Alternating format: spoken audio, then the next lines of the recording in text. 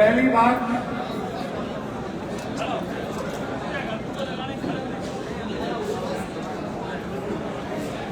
इस देश के मोदी मीडिया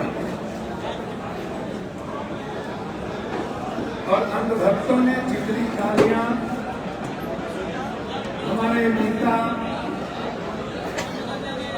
इस देश के हर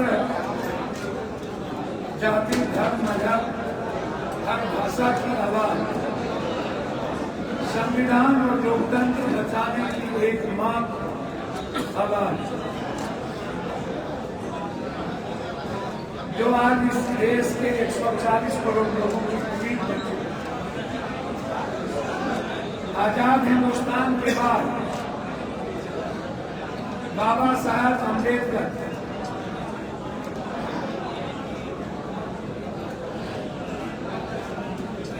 महात्मा बुद्ध, संत रविदास, वाल्मीकि, पेरियार, ज्योतिबा फुले, महात्मा फुले,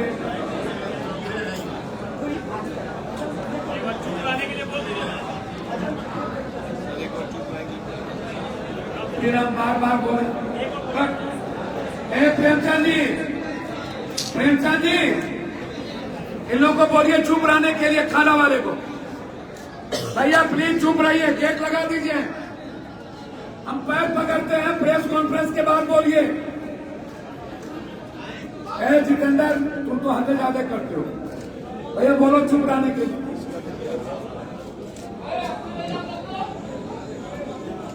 फिर शुरू करें लाइव। मैंने शुरुआत की एक ऐसे क्रांतिकारी व्यक्ति, एक ऐसे कर्मवीर, एक ऐसे योद्धा, एक ऐसे आवाज जो 140 करोड़ की उम्मीद है, जो इस देश के संविधान की रक्षा के लिए सभी तरह के अपमान को सहने को तैयार है।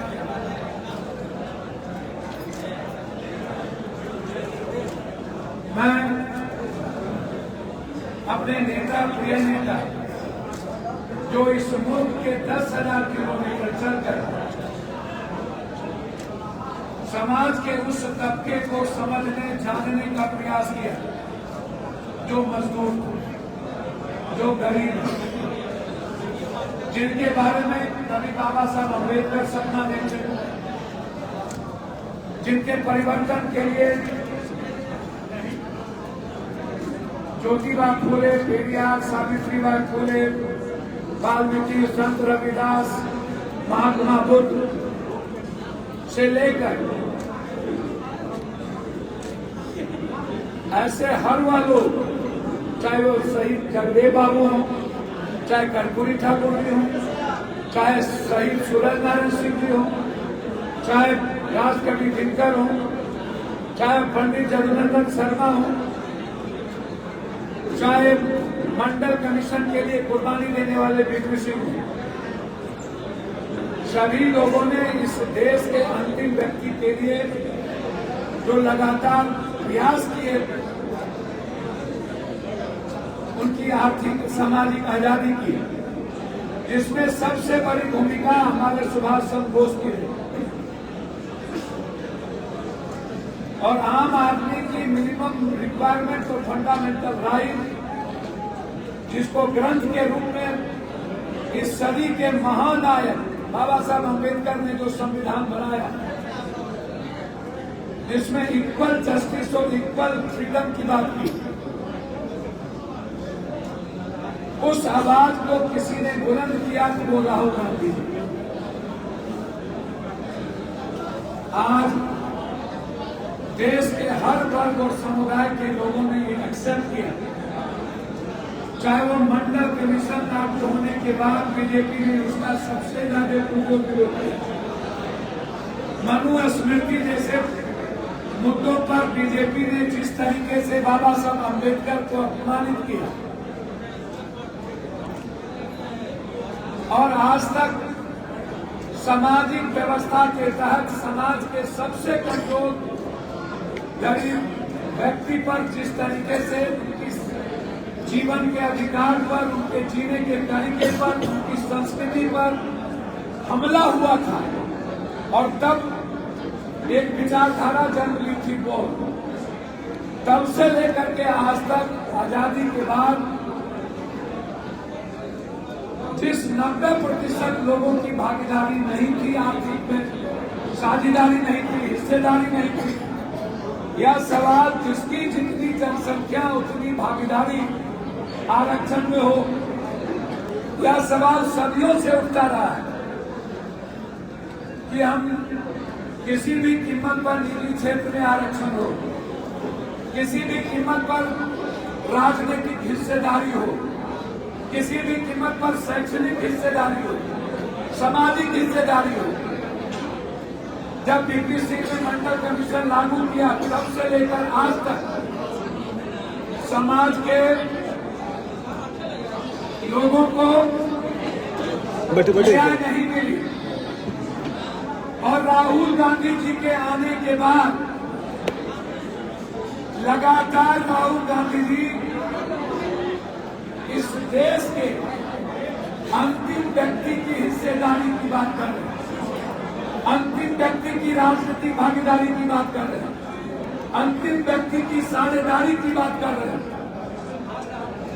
और यह एक ही आवाज है, वह है राहुल गांधी जी।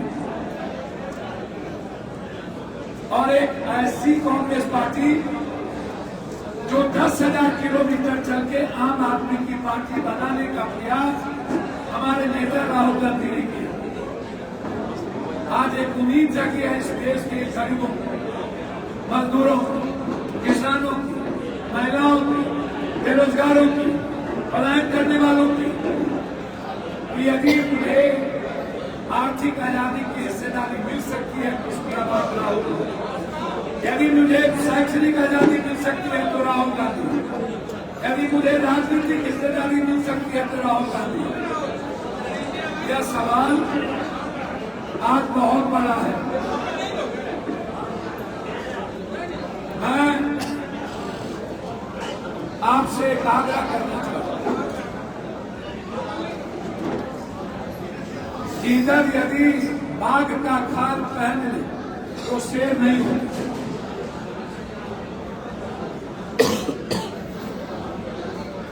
जिस तरीके से हमारे नेता को अपमानित किया गया, गालियां दी गई, जनों पर गालियां दी गई, जाति पूछा गया, पिता का नाम पूछा गया हेमंत बिस्वा के द्वारा। अनुराग ठाकुर ने कहा जिसके जात का पता नहीं, वह जो मोदी मीडिया थी जब नक्सल की बात करते थे राहुल गांधी के बारे में, अर्बन नक्सल, मैं उस मोदी मीडिया से जानना चाहता हूं, उस अंधभक्तों से,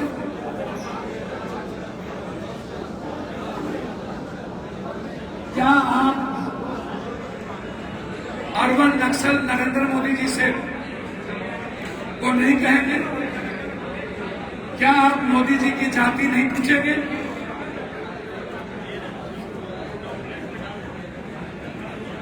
जबकि मोदी जी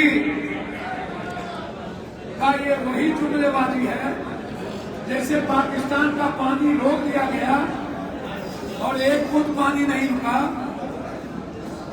जैसे चुनाव में जुमलेबाजी थी, वैसे ही यह जाति जनगणना मोदी जी की गलतियों को और मोदी जी की 56 इंच की सीना को, जो बिल्कुल ही 5 इंच का सीना नहीं था, उस गलतियों को ढकने के लिए एक नया जुमलेबाजी है जिसमें उन्होंने कहा कि मैं गणना के साथ जाति का भी नाम पूछूंगा, जाति पूछूंगा। उन्होंने यह बात नहीं कही जो हमारे नेता राहुल गांधी जी ने कहा है कि हम जो तेलंगाना में जाति जनगणना किए हैं, इस देश में मुझे वही जाति जनगणना चाहिए जिसमें हर व्यक्ति की आर्थिक आजादी, राजनीतिक भागीदारी, शैक्षणिक आजादी,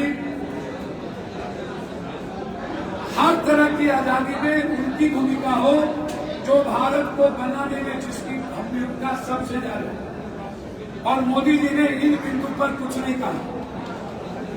हॉटलाइन तो बना, लेकिन डेडलाइन नहीं बना। ना डेडलाइन है, ना ही राहुल गांधी जी के सपनों की वो बात है। इस देश के लोग चाहते हैं, इस देश में जिसकी जितनी जनसंख्या हो उस अनुपात में आरक्षण दिया जाए, जिसकी जितनी जनसंख्या हो उस अनुपात में राजनीतिक हिस्सेदारी हो, चाहे ईबीसी है, चाहे एसटी एससी हो। जो ओबीसी के नेता या कहते हैं कि हमारी जीत है, मैं उनसे कहना चाहूंगा, राहुल गांधी जी ने जिस तरीके से बिना डर के, बिना किसी राजनीतिक स्वार्थ के आज गाली सुनकर, अपमान सुनकर के 90% लोगों के लिए मरने का जज्बा रख गया।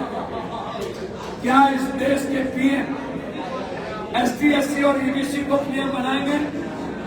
क्या इस देश के वो ओबीसी नेता जो ईबीसी और एसटी एससी की बात कर रहे हैं, इस देश में जितनी आबादी है, क्या उस आबादी के मुताबिक आप मुख्यमंत्री बनाएंगे?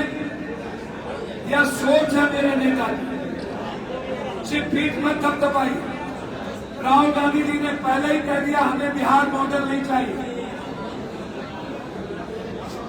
हम बिहार मॉडल में जो हुआ वो सही नहीं है। 3 बार, 2 बार यहाँ, 1 बार प्रेस कॉन्फ्रेंस में उन्होंने कहा जिनको मैंने लागू किया। इसीलिए नरेंद्र मोदी जी ने एक जुमला फेंका और अपनी गलतियों को और पहलगाम के मुद्दों को डाइवर्ट करने के लिए देश के लोग ये समझ गए कि नरेंद्र मोदी जी किसी के नहीं है, ना पिछड़ा के ना आगरा के। वह सिर्फ कुर्सी के हैं और ये कुर्सी के बगैर रह नहीं सकते। नरेंद्र मोदी जी का नाम कुर्सी मोदी रख दिया और कुर्सी के लिए इस देश को अलग अलग करना पड़े तब भी ये लोग करेंगे। इसीलिए राहुल गांधी जी का निर्णय इस देश को जोड़ने की, चाहे ऊंची जात के लोग हों, चाहे एसटी हो, चाहे ईबीसी हो, चाहे ओबीसी हो, सबकी भागीदारी चाहिए। दूसरा, 43% आरक्षण। मैं जरूर पूछना चाहूंगा नरेंद्र भाई मोदी जी से, क्या आप 43% आरक्षण की वकालत कर रहे हैं? क्या आप 70% निजी क्षेत्र में आरक्षण की वकालत करेंगे? क्या इस देश की जो मैट्रिक और इंटर की हुई लड़कियां हैं जिस जात का, क्या उन्हें निजी क्षेत्र में आरक्षण की आप वकालत करेंगे? यह सोच है राहुल जी की कि हमें लड़कियों को, महिलाओं को सम्मान देना है, उन्हें गरीब नहीं बनाना, मजदूर नहीं बनाना। इसीलिए हम चाहेंगे हर कीमत पर जो निर्णय हमारे नेता ने तेलंगाना में 43% लिया है, वह निर्णय इस देश में मोदी जी आप लें। तीसरी चीज, आज पूरे बिहार में वरिष्ठ नेता, जनप्रतिनिधि जो इस देश के लिए एनडीए को, लोकतंत्र और संविधान के लिए खतरा समझती है, आज उसकी एक बड़ी बैठक हुई। उस बैठक में जो पहले से हमारी पार्टी का विलय कांग्रेस और हमारे नेता राहुल जी और प्रियंका गांधी के आदेश पर किया गया। आज उसकी सहमति और मुहर के साथ कि कांग्रेस के हर निर्णय के साथ हमारे नेता आदरणीय राहुल गांधी जी का जो भी, हमारे प्रभारी अलारू जी और हमारे प्रदेश अध्यक्ष और कांग्रेस का जो भी निर्णय होगा, एनडीए को इस देश से भगाने में, इस देश की रक्षा के लिए, संविधान के लिए लड़ने में एक अनुशासित सिपाही की तरह आने वाले विधानसभा के चुनाव में पूरी ताकत के साथ हर जिले में हम लोग इंडिया गठबंधन को मजबूत करेंगे। हमारे साथियों ने यह भी निर्णय लिया कि कांग्रेस बिहार में बहुत ही मजबूती के साथ आत्मनिर्भरता के साथ आगे बढ़ रही है। कांग्रेस को ना किसी की सलाह की जरूरत और ना किसी बैसाखी की जरूरत। कांग्रेस हमेशा आत्मनिर्भर होकर के आगे बढ़ा है। कांग्रेस ही एक पार्टी है जो सभी जाति धर्म की भागीदारी की बात करती है। वो बीच में छुरा नहीं घोकेगा, वह विश्वासघात बीजेपी की तरह नहीं करता है। वह बिल्कुल एक आवाज है, वह है देश की आवाज, वह संविधान की आवाज, वह है लोकतंत्र बचाने की आवाज, वह है आर्थिक आजादी की आवाज, वह इस देश के महिलाओं की आवाज, वह इस देश के बेरोजगारों की आवाज, वह इस देश के भ्रष्टाचारी और माफियाओं को खत्म करने की आवाज, वह इस देश के एजुकेशन और हेल्थ को हर घर में पहुंचाने की आवाज, आम आदमी की खुशियों की आवाज है कांग्रेस। उस कांग्रेस के संकल्प के साथ हम लोग एक बड़ी रैली, जब कांग्रेस का निर्णय होगा तो गांधी मैदान में, साथ साथ आज से कांग्रेस के हर कार्यक्रम में, हर तरह के संगठनात्मक निर्णय में जो हमारे नेता, हमारे अध्यक्ष, हमारे साथी, हमारे छात्र, युवा भी, महिला भी, युवा शक्ति, किसान, सभी प्रकोष्ठ के साथी कांग्रेस को मजबूत करने के लिए एक संकल्प और निर्णय के साथ आज से दूध मिश्री की तरह राहुल गांधी के विचारों को घर घर पहुंचाने का निर्णय लिया। और हम लोगों ने एक रिजोल्यूशन लिया कि कांग्रेस किसी भी घटक से ज्यादा मजबूत है, चाहे कोई हो। आज भी गांव में कांग्रेसी लोग हैं, इसलिए कांग्रेस को कम से कम 100 सीट पर लाना चाहिए। कांग्रेस की हिस्सेदारी बराबरी की हो, कांग्रेस की भागीदारी बराबरी की हो, कांग्रेस की साझेदारी बराबरी की हो, क्योंकि कांग्रेस का वर्कर जब हम लोग एक हो चुके हैं तो किसी भी घटक दल से ज्यादा मजबूत है और ज्यादा संकल्प के साथ आगे बढ़ना। यह फैसला या निर्णय हम लोगों ने रिजोल्यूशन लेके प्रभारी जी को आज सारे वर्कर का, सारे पार्टी पदाधिकारी का, सभी प्रकोष्ठ का दे देंगे। और आज से ही एनडीए की जीत के लिए संकल्प, इंडिया की जीत के लिए संकल्प के साथ, इंडिया की जीत के लिए संकल्प के साथ कांग्रेस के हमारे नेता जो निर्णय लेंगे उसके साथ मजबूती के साथ खड़े होकर इंडिया को बिहार से खत्म करेंगे। एनडीए को बिहार से खत्म करेंगे और इंडिया गठबंधन को मजबूत करेंगे। यह एक वैचारिक निर्णय हम लोग लेकर कांग्रेस पार्टी के अध्यक्ष को, कांग्रेस पार्टी के प्रभारी को और कांग्रेस पार्टी के जीएस को यह निर्णय हम लोग सौंप देंगे आगे कांग्रेस के निर्णय के साथ हम लोग चलेंगे। डॉक्टर यादव जी, आपने कहा कि कांग्रेस के निर्णय के साथ चलेंगे, सभी जो हमारे नेता हैं कांग्रेस में जाएंगे, लेकिन नेता आपको तेजस्वी यादव को मानना पड़ेगा। देखिए, ये जिम्मेदारी हमारे राहुल गांधी जी और कांग्रेस की। मैं एक साधारण वर्कर हूं।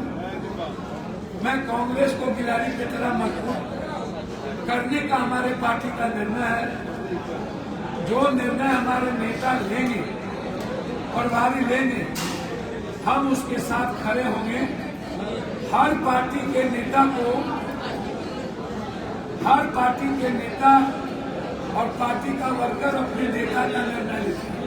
आज की बैठक से आप लोग वहाँ पहुंचे क्यों नहीं बुलाया गया आपको आज की बैठक में? भैया, जब हमारे प्रभारी और प्रदेश अध्यक्ष वहाँ हैं और सभी प्रधान पार्टी के लोग वहाँ हैं और हमें राहुल जी का जो कार्यक्रम है उस कार्यक्रम के लिए हमें एक सच्चे सिपाही की बैठक के साथ होना था और पूरे बिहार में जो कार्यक्रम तय होगा, जो डेट थी, उसके लिए हमें यह बैठक करनी थी। और कैसे संगठन के साथ हम लोग को चलना है, अनुशासित सिपाही को लेकर निर्णय वहां था। तो हर पार्टी अपने नेता का चयन करती है। अभी हमारे प्रभारी जी ने 5 बार कह दिया कि हम सहयोग के साथ लड़ेंगे, हम साथ लड़ेंगे, हम गठबंधन में लड़ेंगे, लेकिन नेतृत्व पर अभी नेता फैसला करेंगे। नेता की जो बात होगी उसको स्वीकार। लेकिन भाजपा तो कहती है कि कांग्रेस